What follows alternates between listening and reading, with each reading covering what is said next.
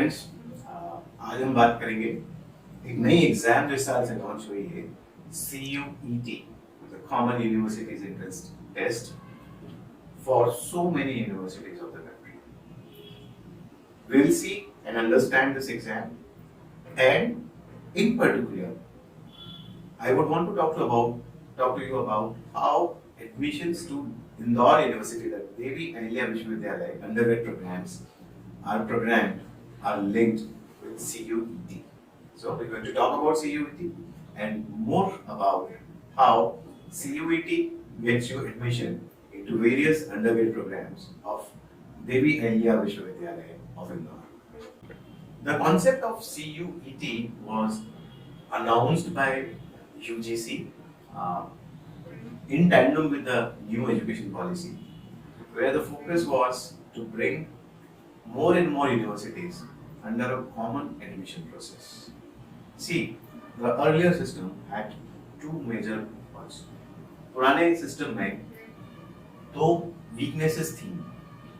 पहली, बहुत सारी यूनिवर्सिटीज 12th बोर्ड बेसिस पर, 12 बोर्ड के मार्क्स के बेसिस पर, 12 बोर्ड की मेरिट के हिसाब से अपने एडमिशंस देती थी. और आप जानते हैं कि कैसे हमारे देश में अलग अलग बोर्ड्स हैं. CBSE बोर्ड है जो कि सेंट्रल है, ICSE बोर्ड है, और फिर हर स्टेज के अपने अपने बोर्ड्स हैं. और इन सभी बोर्ड्स की एग्जाम, इनकी डिग्री ऑफ डिफिकल्टी अलग अलग होती है.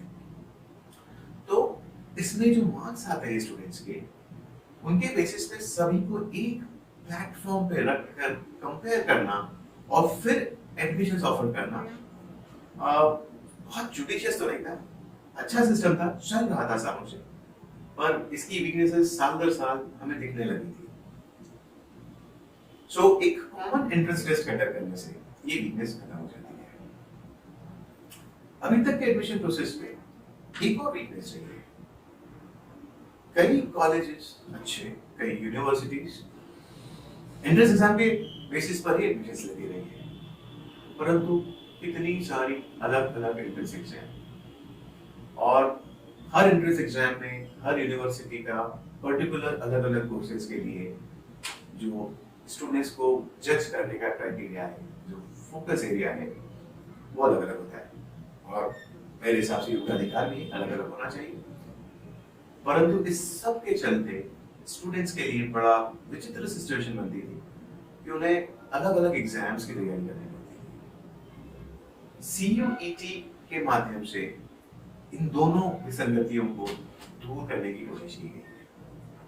पहला, एडमिशन पैरिटी, एक ही एंट्रेंस एग्जाम के बेसिस पे सब admissions.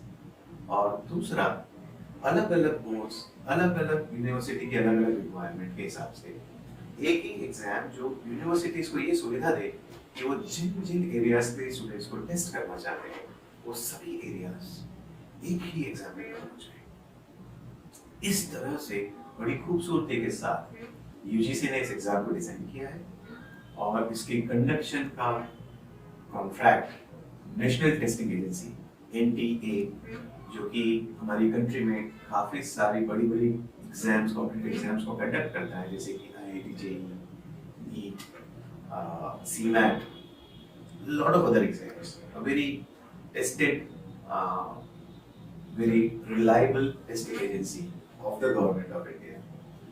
So this entire CUET is being conducted by NTA.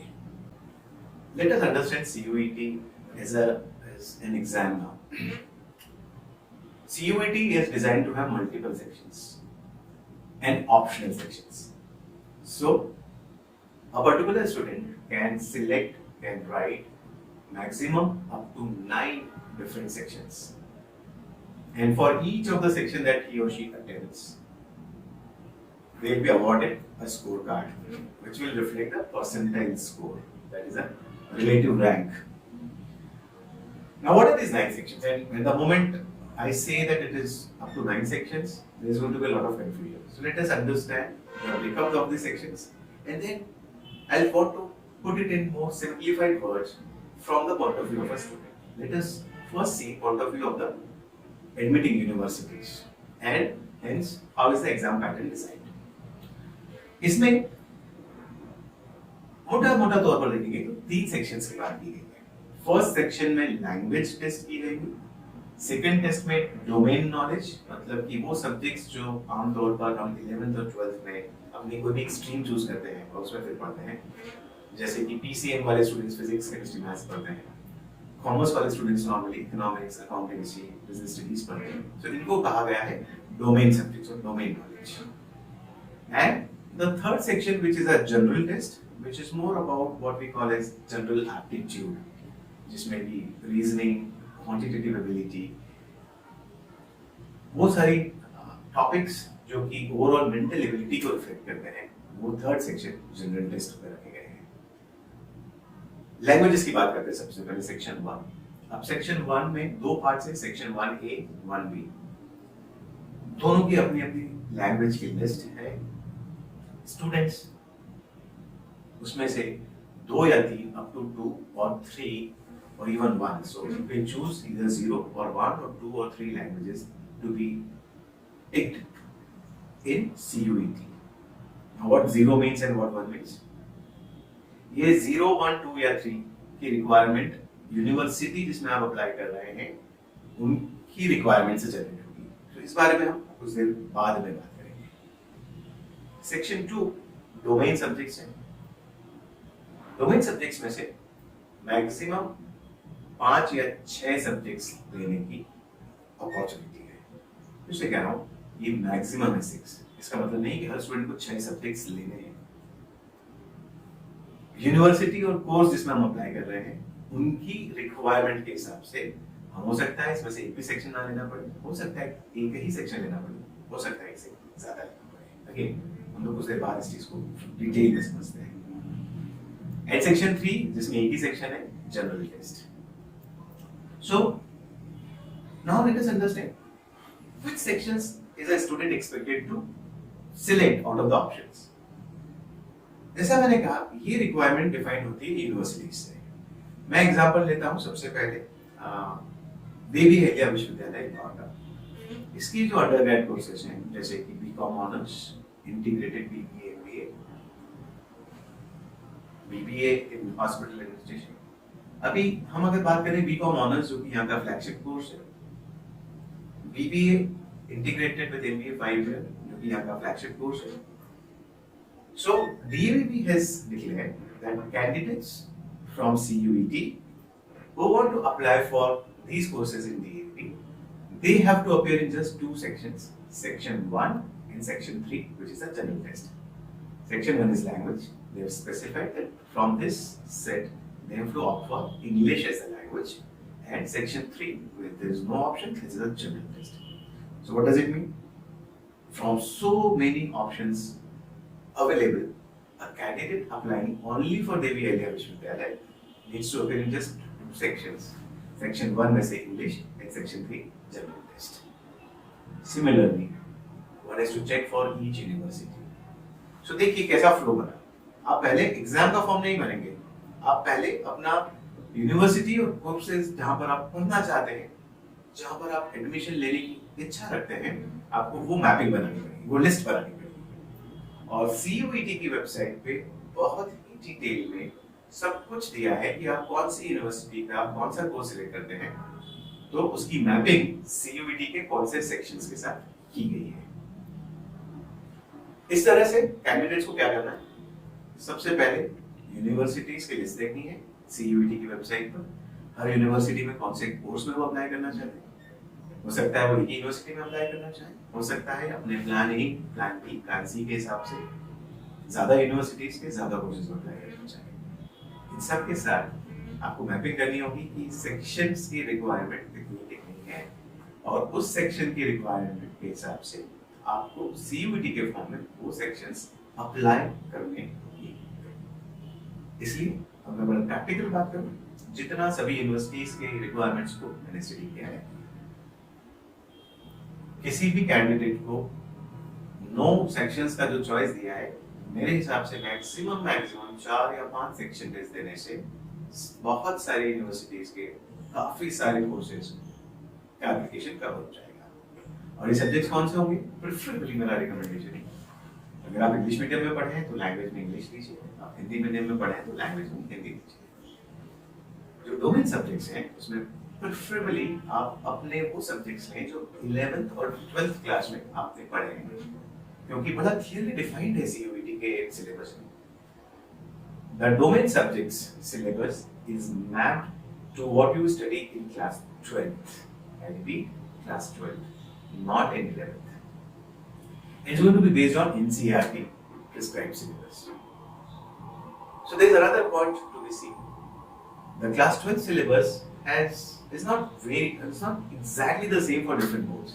There is some variation. And CUET exam has taken care of that also. उन्होंने इसका भी इंतजाम किया है। कैसे? हर सेक्शन में सारे क्वेश्चंस अटेम्प्ट नहीं करने हैं, आपको 60 में से 50 करने हैं, 50 में से 45 करने हैं। मैं डिटेल से बताऊंगा। So you have the option to leave few questions in choice just to make sure that आप जिस बोर्ड से पढ़े हैं उस बोर्ड में अगर वो सिलेबस का पार्ट कवर नहीं हुआ था तो भी आपको कोई नुकसान नहीं होने वाला है। अब हम बात करते हैं कैसे DAVV देवी इंडिया विश्वविद्यालय में अप्लाई करने के लिए CUET की तैयारी कैसे करें। सबसे पहला point, every student who wants to target DAVV, please listen to this carefully. So far, Indore University conducted its own exam for CET, and for so many years I've seen the number of applications for the undergraduate programs in the CET exam ranged between 6,000 to 12,000. That was the competition. And you know what? This year, after affiliating to CUET for admissions in DAVV, already more than 55,000 students in the country have applied for DAVV, and the applications are still open. The last date is not gone. So imagine where this number is going to reach. So competition is bigger, tougher. Number of seats remaining almost the same. Not much difference or increment in number of seats available for the flagship courses of DAVV. Now what does this mean? Performance in CUET section 1 and section 3, which is important for DAVV, needs to be done meticulously. Each question, each answer correctly given will give you jump in the rank, a significant jump in the rank. And it is now all boiling down to a tough competition. Tough competition का ये मतलब नहीं है कि questions बहुत tough आने वाले हैं। टफ कंपटीशन का मतलब ये है कि लिमिटेड सीट्स के लिए बहुत सारे लोग अप्लाई करने वाले हैं। Understand the degree of competition is not defined just by the degree of questions, toughness of the questions, no, it is defined by the number of people competing for a limited number of seats, and hence the importance of well guided preparation, enhanced practice levels, and enough practice of mock tests based on that expected pattern, the declared pattern and expected degree of difficulty becomes very very important. अब हम बात करते हैं first section जो कि section language का है, DAVV के लिए इंग्लिश लैंग्वेज का है। 45 minutes, 60 questions, out of which 50 need to be attempted.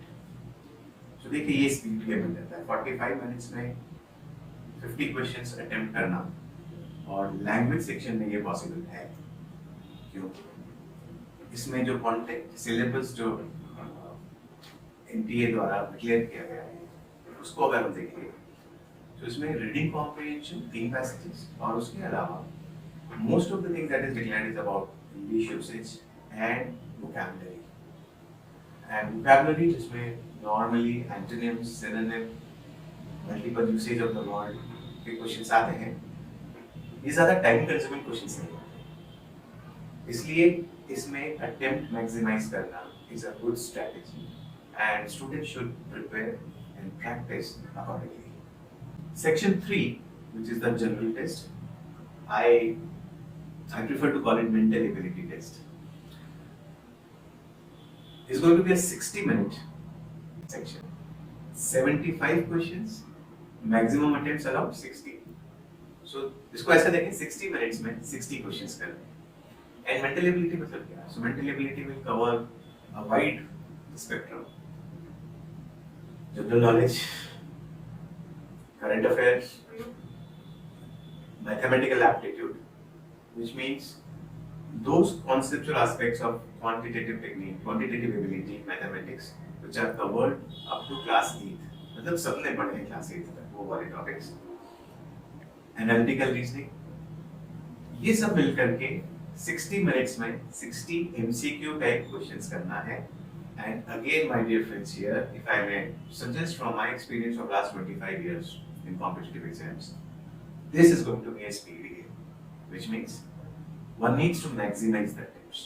When the examination body expects you to attempt 60, not everybody is able to attempt 60, but 60 questions in 60 minutes, it also indicates clearly that the degree of difficulty of the questions will be easy to moderate. And I expect very few limited questions in that tough category, which can always be judiciously identified and left in the choice. हमें choice है ना, 15 questions छोड़ने की. So हम सारे aspects prepare कर देते हैं. मैंने कहा current affairs, general knowledge, quantitative aptitude, reasoning.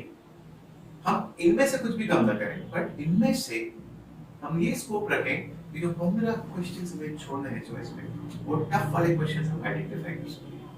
और वो कैसे आइडेंटिफाई होंगे?